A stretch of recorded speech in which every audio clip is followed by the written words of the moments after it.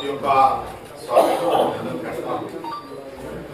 और आज जितना नीरस बजट मैं समझता हूँ आज तक के इतिहास में कभी नहीं आया होगा। जिस प्रकार की स्थिति बनी कि पहले 10 मिनट तक तो जो अभिभाषण के अंदर जो बातें बोली गई थी वो ये लोग बोलते रहे और लगभग 20% घोषणाएं ऐसी की हैं जिनके बारे में बजट का कोई प्रावधान ही नहीं कि ये लागू किया जाएगा, ये लागू किया जाएगा, कैसे लागू करोगे, क्या आप उसके लिए बजट आपने रखा है, इस बारे में कोई जिक्र ही नहीं किया। और 20-25% ऐसी घोषणाएं हैं जो रूटीन में चल रही है, चाहे वो सोशल सिक्योरिटी की हो, चाहे वो पानी की हो। और पानी की घोषणा की तो आपने देखा 14 लाख कनेक्शन हमने दे दिए, 45 लाख कनेक्शन की तो खुद की घोषणा है 2 बजट के अंदर। और उनमें जो 14 लाख हुए उनमें 10 लाख का जो वर्क ऑर्डर हमारे समय का है। तो आप सिर्फ और सिर्फ यहाँ गुमराह करने का काम इन्होंने किया। और ये बजट जो है बहुत ही संकीर्ण, संवेदनहीन व सतही बजट है, ये मैं कहना चाहूंगा। इन्होंने जो अमेरिकी लेखक बेंजामिन फ्रैंकलिन का जो कोट यहाँ पे पढ़ा था कि growth and progress such word as empowerment, achievement and success have no meaning, यानी निरंतर विकास और प्रगति के बिना सुधार, उपलब्धियां और सफलता जैसे शब्दों का कोई अर्थ नहीं है। तो ये हकीकत में इन्हीं के लिए लागू होता है, इन्हीं के लिए लागू हो रहा है, क्योंकि जो काम, जो स्कीमें हमारी कांग्रेस सरकार की थी वो आज कहीं नजर नहीं आ रही। इन्होंने धीरे धीरे उन स्कीमों को बंद करने का काम किया, उनका नाम बदलने का काम किया। ये बात मैं कहना चाहूंगा, सिर्फ शब्दों से काम नहीं चलता, काम करके भी दिखाना होता है। इन्होंने पुराने मुख्यमंत्री जी पे जादू का पिटारे की भी बात कही।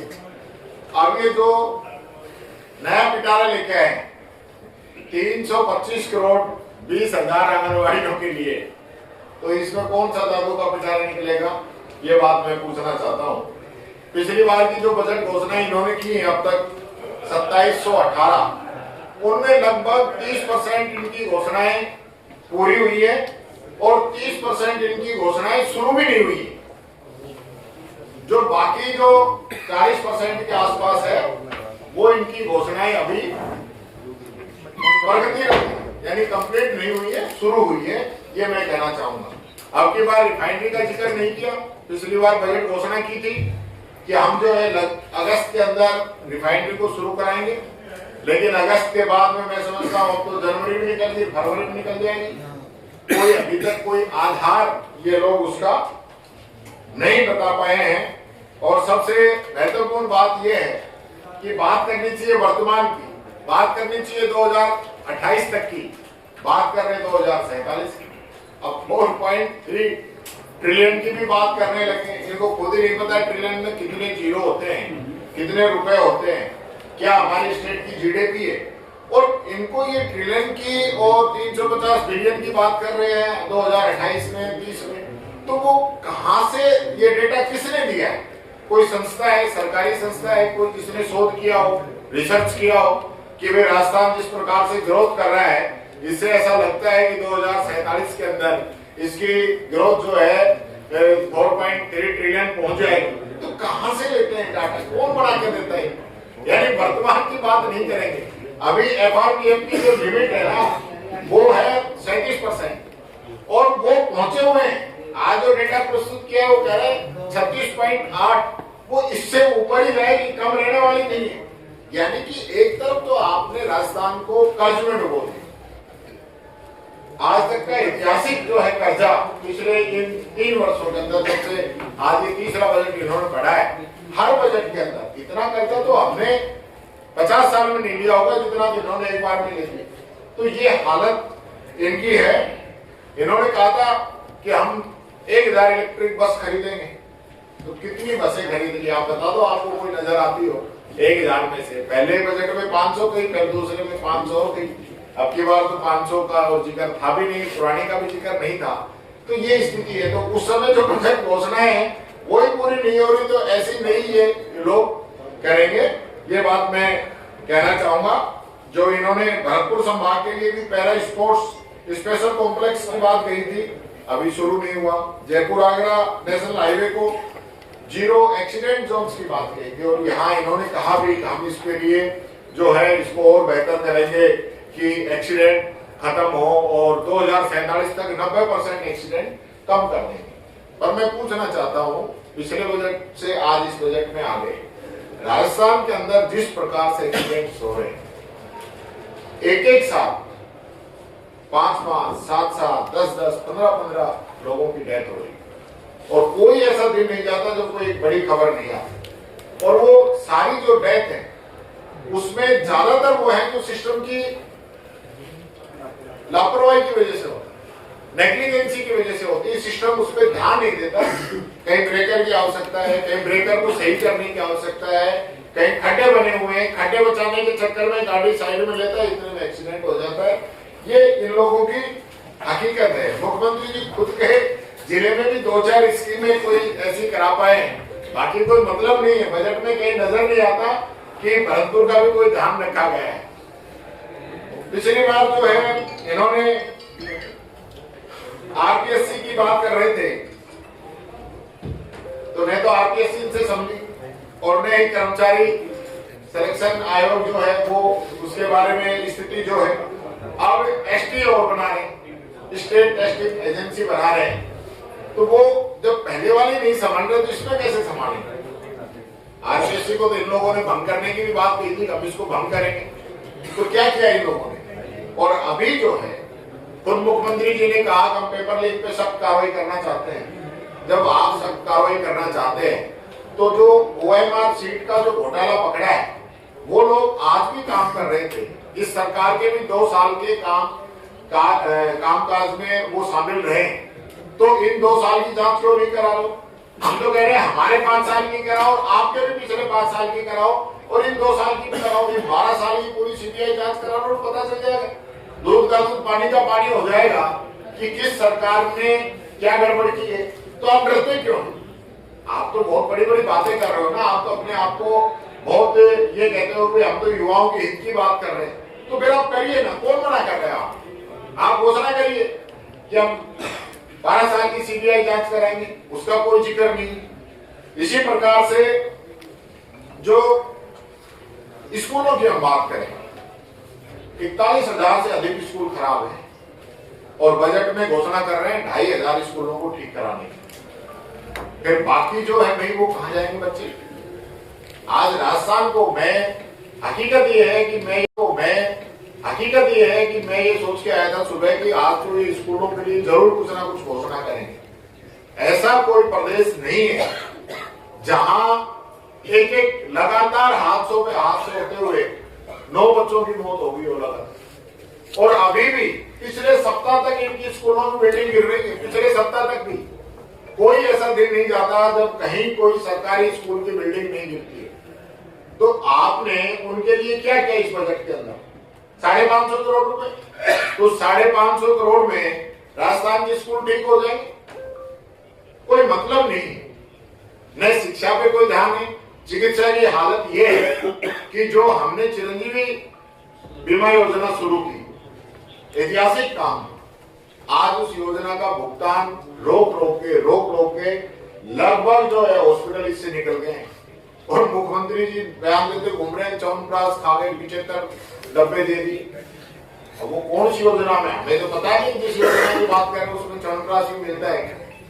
ये च्यवनप्राश मैं समझता हूँ पहले तो मुख्यमंत्री जी को च्यवनप्राश की जरूरत है। थोड़ा खाएं और खुद का भी थोड़ा जो है ध्यान बढ़ाएं, जिससे कि राजस्थान का कुछ विकास हो। अभी इन्होंने बात करी है मनोचिकित्सक की, जो आत्महत्या लगातार बढ़ती जा रही है। यानी पहले तो सरकार को अपना खुद का मेंटल हेल्थ चेकअप करानी चाहिए कि सरकार किस स्थिति में है, सरकार के अंदर जो मंत्री हैं उनकी क्या स्थिति है, वो निर्णय किस स्थिति के अंदर ले रहे हैं। आज इस सरकार के निर्णयों की वजह से लोग सुसाइड कर रहे हैं। सरकारी कर्मचारी जो सुसाइड कर रहे हैं या आम जो पब्लिक सुसाइड कर रही है, उनको पब्लिक को मेंटल हेल्थ की जरूरत नहीं है। इस सरकार को मेंटल हेल्थ की जरूरत है कि इनकी मेंटल हेल्थ ठीक होगी तो जनता के हित के निर्णय होंगे और जनता को आत्महत्या नहीं करनी पड़ेगी। ये लोग खुद ही जो ऐसे निर्णय करते हैं। एसआईआर का आपने देखा होगा, इतना टाइम बाउंड प्रोग्राम कर दिया, कितने लोगों ने सुसाइड कर लिया। अभी अलवर के अंदर एक टीचर ने 3 दिन पहले सुसाइड कर लिया। यानी कोई सुनने वाला ही नहीं है सरकार के अंदर, राज के अंदर। वो लिख लिख के अपनी बात कहता रहा, लेकिन सरकार ने एक नहीं सुनी और वो उस व्यक्ति ने सुसाइड कर लिया। तो आप किसके लिए आप ये प्लान कर रहे हो? पहले खुद प्लान कीजिए, खुद का चेकअप कराइए, जिससे कि ऐसे निर्णय जनता पे नहीं थोपे जाए, जिससे कि जनता को मुसीबतों का सामना करना पड़े। ये बात मैं कहना चाहूंगा। आज फिर जो है 3000 करोड़ की घोषणा कर दी जिलों के अंदर मिनी सचिवालय बनाने की। तो पिछली बार भी घोषणा की थी, उसमें कितने बन गए? मैं पूछना चाहता हूं इस सरकार से कि आपने पिछले बजट में भी घोषणा की थी, तो कितने मिनी सचिवालय आपने बना दिए?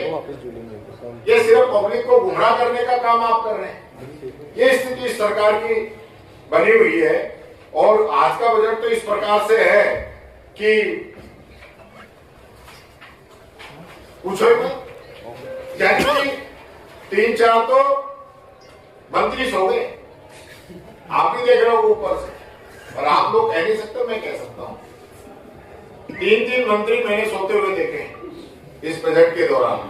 और तालियां अगर डोटासरा जी नहीं कहें तो तालियां भी नहीं बजती इस बजट। 2-4-5 बार कह के जबरदस्ती ताली बजवाई, क्योंकि बजट में ऐसा कुछ था ही नहीं। क्योंकि सबसे पहले तो ये लड़ाई रहती है कि घोषणाएं वित्त मंत्री करे कि मुख्यमंत्री करे। इसमें भी ऐसा लगता है कुछ ना कुछ रोक के रखो। अब वो मोदी जी के नाम पे नर्सरी और लगा रहे हैं, नमो नर्सरी। यानी चापलूसी की भी हद होती है। भाई कहां तक यार आप कितना करोगे, कुछ तो आप सुनिए। और कह रहे पिछले बजट में हमने पिछले साल 19 करोड़ पेड़ हमने लगा दिए और 10 करोड़ अब की बार लगाए। मैं तो चाहता हूं 19 करोड़ आपने जो लगाए वो बचे। आप पहले तो उनका वेरिफिकेशन कराओ थर्ड पार्टी से। आप बताओ पब्लिक को कि ये 19 करोड़ पेड़ आपने राजस्थान में कहां लगाए, ताकि लोगों को पता चले और वहां लोकल लोगों को इसको संभालने की जिम्मेदारी दो। इस सरकारी पैसे का जितना दुरुपयोग आप कर रहे हो ना, जितना भ्रष्टाचार, जितनी घपलेबाजी चल रही है ना, इतनी कहीं नहीं है। कहने को कृषि बजट अलग से था, आप बता दीजिए कृषि बजट में क्या मिला? किसान को 12,000 किसान सम्मान निधि देने का वादा किया था, कोई चर्चा ही नहीं।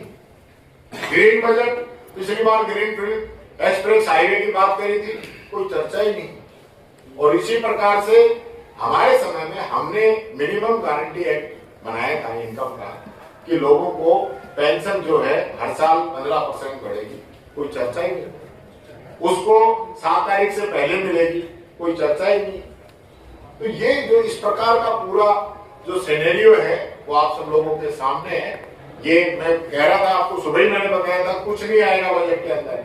सिर्फ और सिर्फ ये लोग दिखावा करेंगे और वाहवाही लूटने का प्रयास करेंगे कि जनता जो है ये देखे कि हमने बहुत अच्छा काम कर दिया। जबकि हकीकत इनके पुराने जो है 3 बजट, एक अंतरिम बजट था, 2 बजट पूरे इन लोगों ने पेश किए हैं, वो इनकी हकीकत बता रहे हैं। ये बात मैं कहना चाहता हूँ। अब मैं आगे करूंगा आदरणीय